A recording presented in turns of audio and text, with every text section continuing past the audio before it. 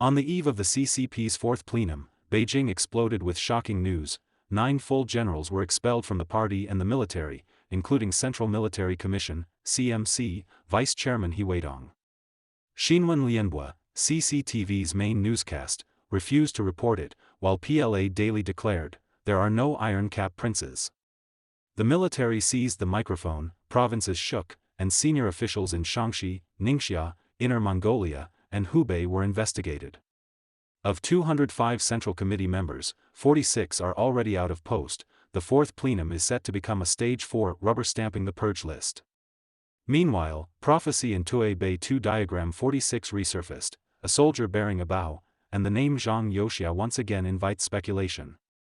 Don't miss the next drop, subscribe and enable the bell. Beijing's October air smells of gunpowder.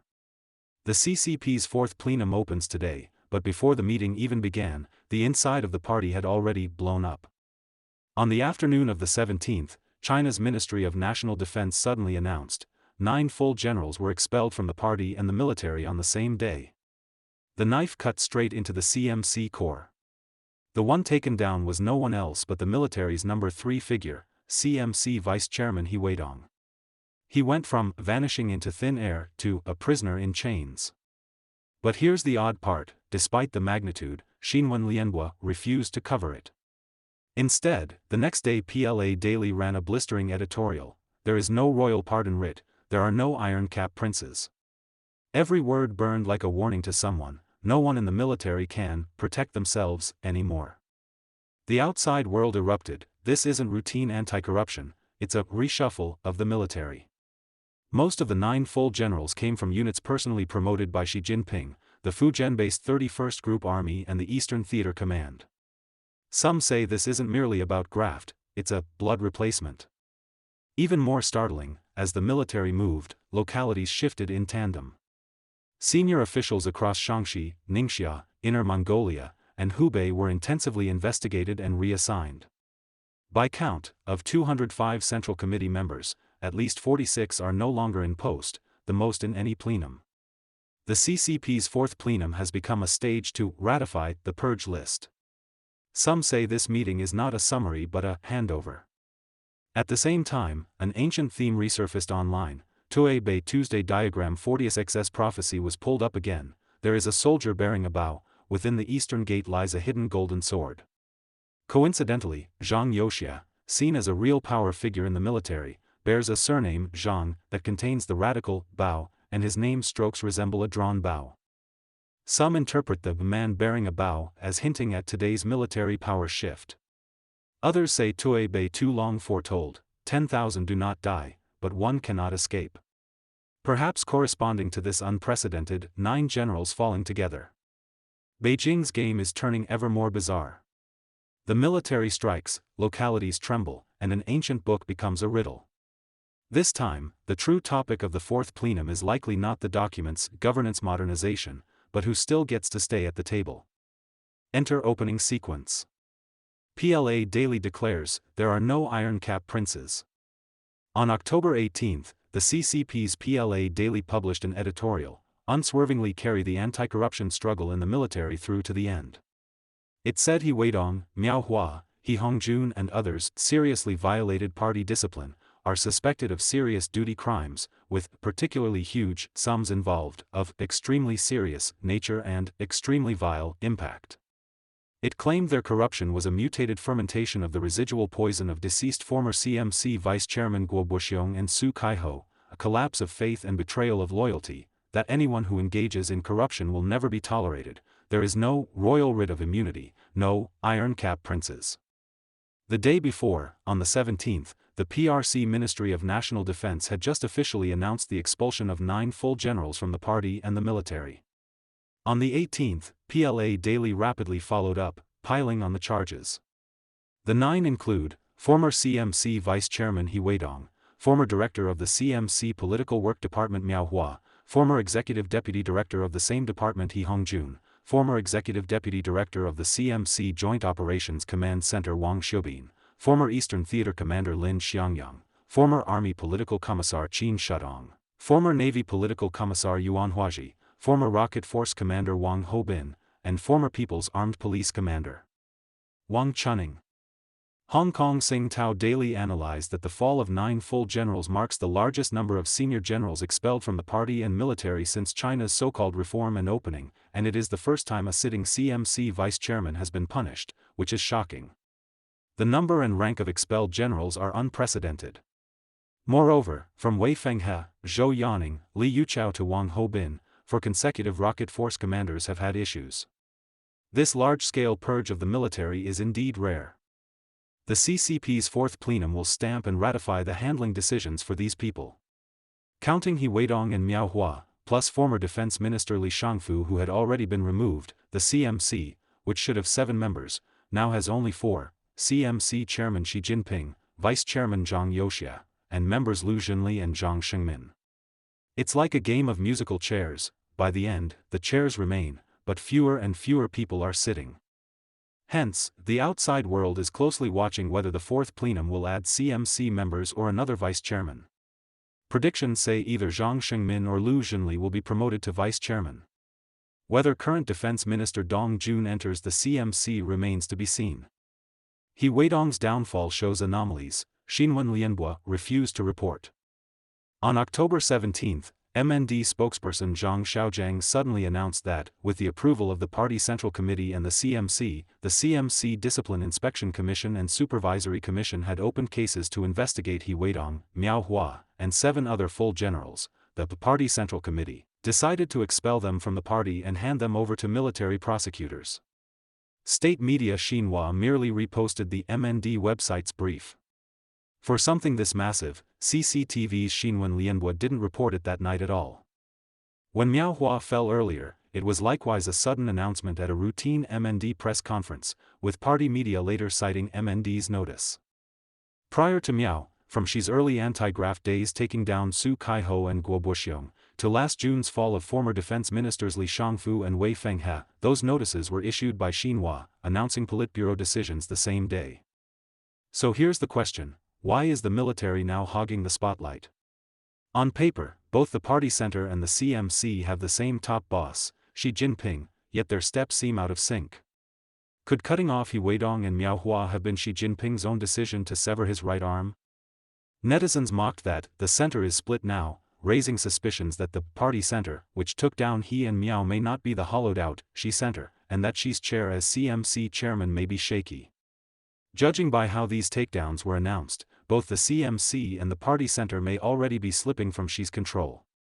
Xi's family army wiped out and foreign media leaks.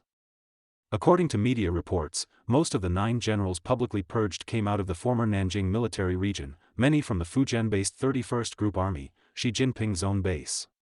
That makes this no simple matter. It's unlikely Xi himself would clear out these people. Is it now time for the entire senior echelon of Xi's family army to be wiped out? Wouldn't that leave Xi isolated within the military?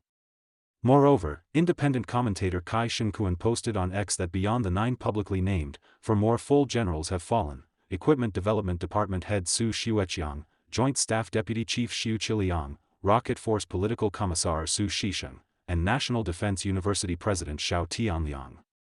Observers had noted that of 35 full generals, 32 active and 3 lieutenant generals acting in full general roles, fully half have not appeared in public since last December. In other words, more than half of China's full generals haven't shown up publicly for nearly a year. Kai Shinkuan said, "From what I've learned, there are still over 100 generals lined up behind them under investigation." The so-called Xi family army formed after the 20th Party Congress has basically been annihilated.